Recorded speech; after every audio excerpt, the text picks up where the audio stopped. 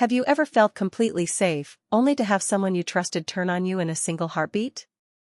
That's exactly what happened to me.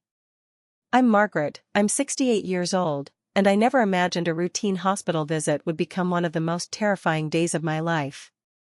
You see, I was admitted for a minor heart incident. Nothing life-threatening, at least that's what I thought. But lying in that hospital bed, vulnerable, weak, and surrounded by strangers in white coats, I realized how fragile trust really is, especially when family is involved. But before we continue, please subscribe and turn on the notification bell for updates. It started quietly, almost innocently. My son David, 45, was by my side, anxious but supportive. He's always been a good man, caught between doing what's right for his mother and keeping peace in his marriage. And then there's Cassandra, my daughter-in-law, 38, sharp, ambitious, and relentless. I had noticed her subtle manipulations over the years, a comment here, a slight push there, but I never expected what would happen next. The first thing she said when she walked into my hospital room still haunts me. "Mom, it's time you sign over your power of attorney. You know it's for your own good." For a moment, I thought she was joking. Maybe this was some sort of cruel prank. But then she repeated it, and the way she looked at me left no room for doubt. This was serious. And in front of my son, in front of two nurses who were quietly observing, she demanded control over my life, over my finances, my decisions, everything I had worked for. I refused. Calmly, firmly, without hesitation. And that's when it happened. The slap landed so hard on my cheek, it felt like the world had been knocked off its axis. I couldn't believe it. I was in shock. My cheek burned, my pride stung worse than the physical pain. David looked horrified. The nurses were frozen. And Cassandra? She just stared at me, her face twisted with anger and determination, as if she had expected no less from me. But what I did next changed everything. I reached for my phone. My hands were trembling, my heart racing, but I knew exactly who I had to call. And as I pressed the numbers, I realized this was no ordinary hospital day. This was a battle for my life, for my dignity. And what came next would change everything, and no one saw it coming. I didn't expect visitors that day. The hospital room was quiet, just the hum of machines and the faint antiseptic smell, when Cassandra walked in. She didn't just enter, she stormed in, her heels clicking sharply against the linoleum floor, each step announcing trouble. I looked up, and the smile on her face was wrong. It wasn't warm. It wasn't polite. It was sharp, calculated, and full of intent. "Mom," she said, almost too sweetly, "it's time you sign over the power of attorney. It's for your own good." I stared at her, my heart sinking. Good? I couldn't even imagine how this could be good for me. David, my son, 45, shifted uneasily beside the bed. He glanced at me, then at her, then back at me again.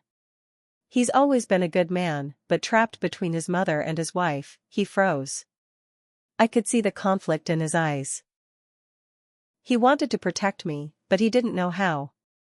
The nurses, two women in their 20s and 30s, exchanged glances. They had seen family tension before, but nothing like this, not in a hospital room where someone is supposed to be recovering. Cassandra leaned closer, her voice lowering, almost whispering but sharp enough to make my blood run cold. "You know this is the right thing. Sign it. Don't make this harder than it has to be." Her hand reached toward me, almost brushing my arm. And that's when I realized she wasn't asking, she was demanding. I drew a slow breath and said firmly, "I will not sign. Not like this. Not now." For a moment, she paused. I thought maybe, just maybe, she would retreat. But she didn't. The slap came next, a sudden, violent strike across my cheek that knocked the air out of me. I felt the sting, the shock, and the humiliation all at once. My son's hand shot out, almost touching hers, but he stopped himself. The nurses looked ready to intervene, yet hesitated. I sat there, holding my burning cheek, looking at her. My mind raced. How could someone be so cruel? So impatient? And yet, I felt a strange clarity rise inside me. I wouldn't be intimidated. I wasn't going to surrender. Not to her. Not today. And then I saw it, the small phone on the bedside table. My fingers reached for it, trembling, but determined. I need to make a call, I said, my voice steadier than I felt. Cassandra's eyes narrowed. She tried to grab it from me. But I held on. And in that moment, I knew the next few minutes would decide everything. But what came next would shock us all, and no one in that room was prepared for it. I dialed the number I hadn't called in years, my hands shaking but determined.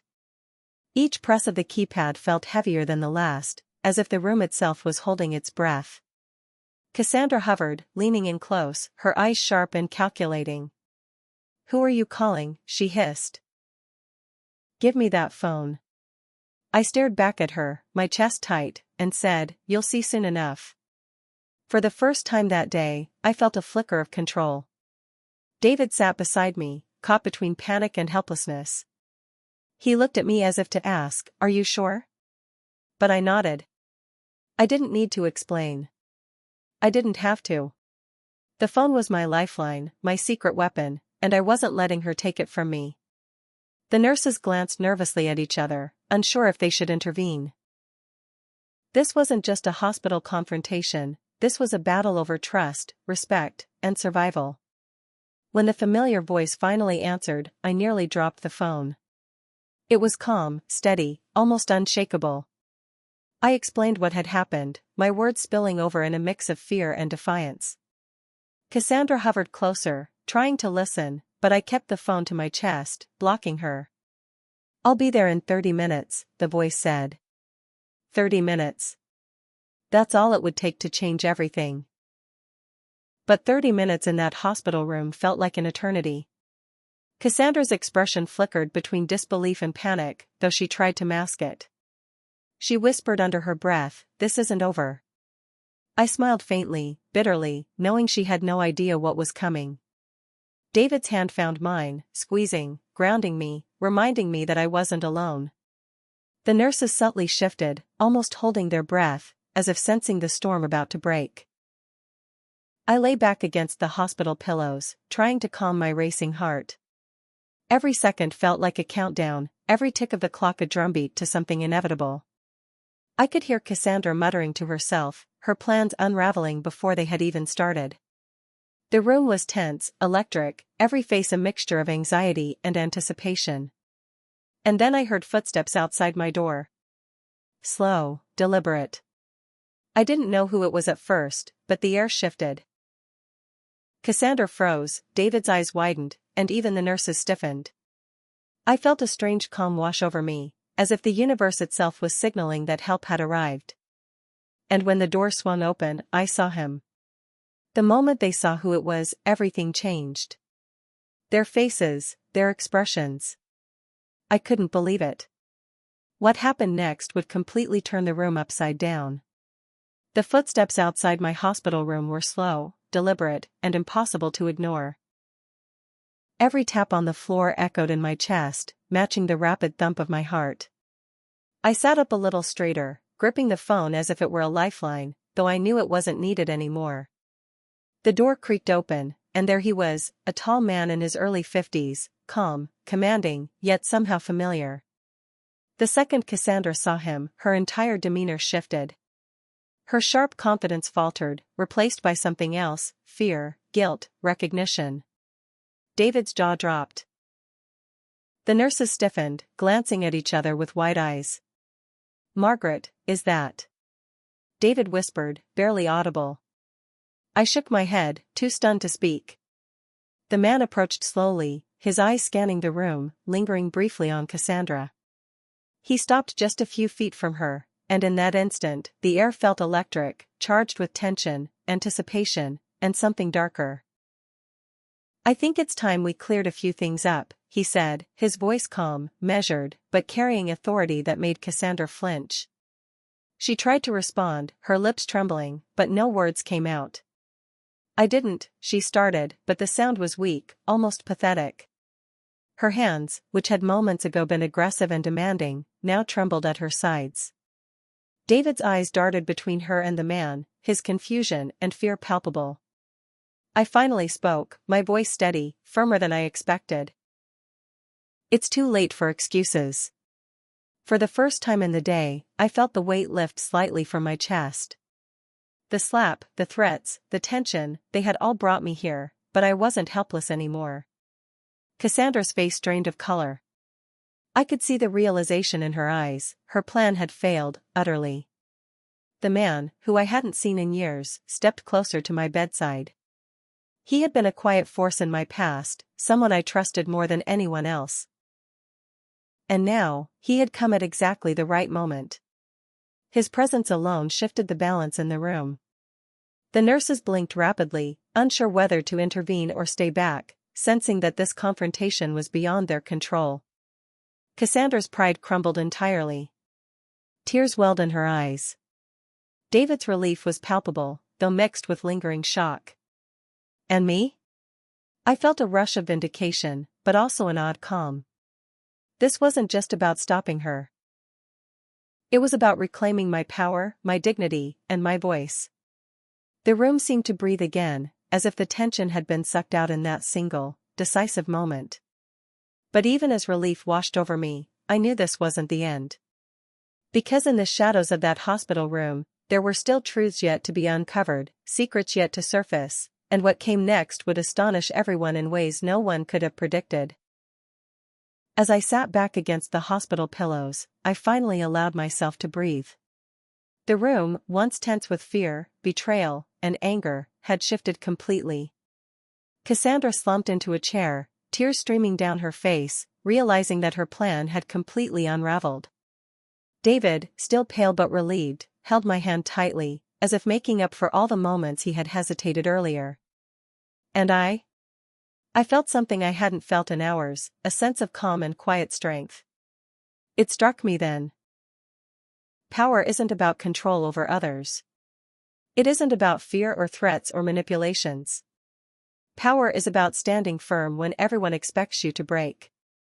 Power is about knowing your worth, even when others try to strip it away. In those tense hours, I had faced humiliation, fear, and even physical pain, yet I had survived, unbroken. And the man who had arrived, my ally from the past, was proof that timing, loyalty, and courage could turn the tide in the most unexpected moments. I glanced at Cassandra one last time. She had underestimated me, underestimated the love and support I had built around me, and underestimated the lengths I would go to protect what was mine. And while I didn't feel joy in her tears, I felt vindication. I felt justice. And I felt alive. This day taught me a lesson I hope no one forgets: life will throw betrayals, challenges, and shocks at you when you least expect it. Some come from strangers, some from family. But no one can take away your voice unless you let them.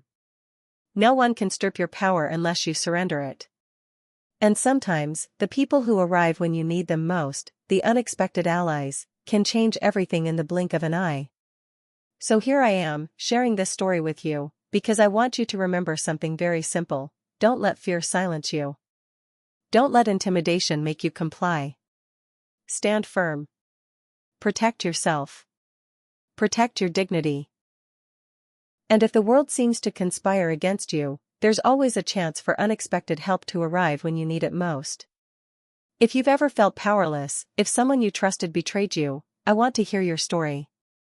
Share it below. Because no one should ever face manipulation or cruelty alone, and sometimes, telling the story is the first step in reclaiming your strength.